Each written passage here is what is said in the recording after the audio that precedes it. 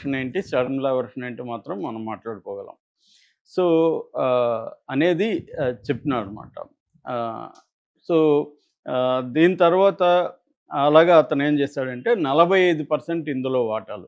మామూలుగా ఇందులో ఎవరెవరు వాటాదారులు ఉన్నారంటే జగను, భారతిరెడ్డి, తర్వాత హ్మ్, రియాల్టీ క్లాసిక్ రియాల్టీ అనే ముగ్గురు ఉన్నారు.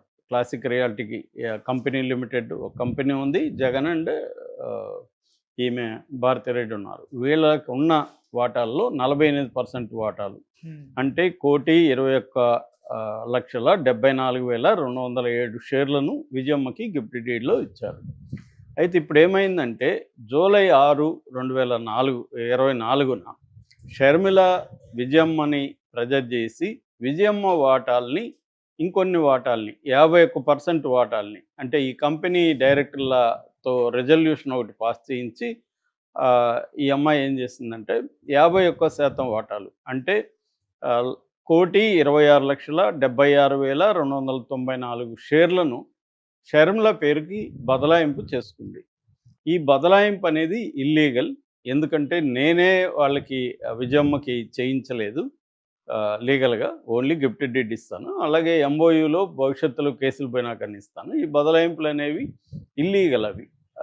ఎందుకంటే షేర్ సర్టిఫికేట్లు అవన్నీ రిజిస్టర్ కాలేదు. ఇల్లీగల్ కాబట్టి దీన్ని ఆపాలి. సెట్ అసైడ్ అంటారు. సెట్ అసైడ్ చేయాలి.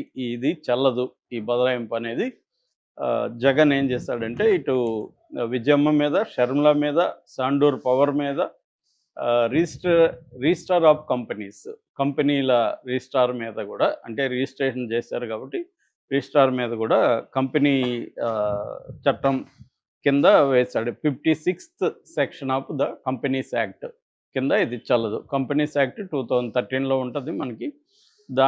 అందులో 56వ సెక్షన్ ప్రకారం ఈ బదలాయింపు చెల్లదు అనేది వేశాడు. అయితే ఇక్కడ లీగల్ ఫ్రేమ్వర్క్లో ఏమైతుంది వేసినప్పుడు ఈమె మళ్ళీ వీళ్ళకి కూడా ఇది వచ్చింది కాబట్టి నోటీసులు వచ్చాయి కాబట్టి ఈ సాండూరు పవర్ కావచ్చు, షర్మిల కావచ్చు, తర్వాత విజయమ్మ కావచ్చు వీళ్ళందరూ కూడా కౌంటర్ వేశారు. కౌంటర్ వేసి వాళ్ళ వాదనలేవో వాళ్ళు వినిపించారు. మాకు చెల్లుతుంది ఆల్రెడీ మాకు బౌదుందని. ఇప్పుడు జగన్ ఏం చేశాడంటే వారం ముందు మళ్ళీ ఒక అఫిడవిట్ వేశాడు. ఆ అఫిడవిట్ ఏముందంటే దీన్ని స్టే ఇవ్వమన్నాడు. వీళ్ళ బదలాయింపుని ఆపేయండి, స్టే ఇవ్వండి ఫస్ట్ అన్నాడు. అంతకుముందేమో దీన్ని చల్లదని పుట్ట సైడ్ అని అడిగాడు. దీన్ని టెంపరీగా ఇంటీరియం స్టే ఇవ్వండి అని అడిగాడు. ఇది ఇప్పుడు మళ్ళీ వైరల్ అయింది. మళ్ళీ జగన్ వదలకుండా ఇంకొక పిటిషన్ వేశాడు. తల్లిని కోర్టులో నిలబెట్టాడు. ఆమె ఆవేదన పూర్వకంగా ఒక కౌంటర్లో కూడా నా కొడుకు నా కోడలు కలిసి నన్ను ఇప్పుడు కోర్టుకి కేటుగా చేశారు, నా ఇద్దరు బిడ్డల మధ్య నేను నలిగిపోతున్నాను అన్న ఆవేదనని ఆమె వ్యక్తం చేసింది. ఇది legal position of the case. అయితే మామూలుగా సెలబ్రిటీల ఫ్యామిలీస్ ముఖ్యంగా రాజకీయాల్లో ఉన్న ఫ్యామిలీస్ కాబట్టి ఇది లీగల్గా మామూలుగా అయితే అన్నోన్ ఫ్యామిలీస్లో ఇలాంటి లీగల్ కేసులన్నీ వెరీ వెరీ కామన్. మొన్ననే ఒక సీనియర్ అడ్వకేట్ ఒక ఆమె చెప్తున్నారు విపరీతంగా కేసులు పెరిగాయి సార్, ఆస్తుల గొడవలు అన్నదమ్ములు అక్క చెల్లెళ్ళు ఒకే ఫ్యామిలీలలో విపరీతంగా పెరిగాయి. ఎందుకంటే ఈ మధ్యకాలంలో ల్యాండ్ వాల్యూస్ బాగా పెరగడం వల్ల గ్రామాల్లో కూడా విపరీతంగా పెరిగాయి గొడవలు కుటుంబాల్లో అనేది ఆమె చెప్తున్నారు. అది వాస్తవం. ఎందుకంటే మారుమూల ల్యాండ్కి కూడా వాల్యూ అనేది ఈ మధ్యకాలంలో పెరిగింది రకరకాల కారణాలతో. ఆ పెరగడం వల్ల ఆస్తుల గొడవలు అనేవి ఇంకా పెరిగిపోతుంది. అలాగే వీళ్ళకి కూడా ఉండే అవకాశం ఉంది. కాకపోతే ఇదేంటంటే షర్మిల జగన్ని తన శత్రువులాగా భావిస్తుంది కాబట్టి ప్రతి అవకాశాన్ని ఉపయోగించుకోవాలి. ఇప్పుడు Jagan Sharmila point of view నుంచి ఆల్రెడీ గిఫ్ట్ డీడ్ రాసిన తర్వాత మాకు బదలాయింపు చేసుకుంటా ఆమెది హక్కు 48% విజయమ్మకు ఉంది, విజయమ్మ కూతురికి రాస్తే తప్పేంటి అనేది ఆమె మాట్లాడుతున్నది. జగన్ వైపునున్న వాదన ఏంటంటే కోర్టులో కేసులు ఉన్నాయి, కండిషన్ బెయిల్లో ఉన్నాడు, ఆస్తులు జప్తులో ఉంది. కోర్టులో కండిషన్ ఏంటంటే ఈ ఆస్తులు లేకపోతే బిజినెస్లు చేసుకోవచ్చు కానీ వాటాల బదలాయింపు చేయకూడదు అనేది కోర్టు కండిషను.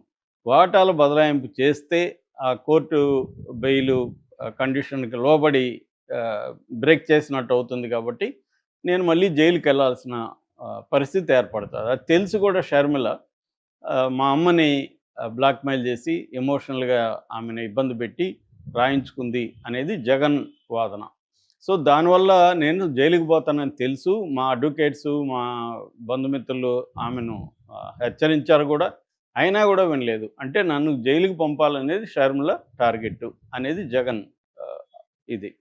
దీన్ని షర్మిల ఏం చేస్తుందంటే పబ్లిక్‌గా లెటర్ పెట్టడం. ఆ లెటరు తెలుగుదేశం హ్యాండిల్స్‌లోనే ఫస్ట్ ఓపెన్ అప్ కావడం. తెలుగుదేశం మీడియా దీన్ని హైలైట్ చేయడం. ఇది జరిగింది. నిజానికి ఇది లీగల్‌గా ఒక ఫ్యామిలీలో ఆస్తుల గొడవ.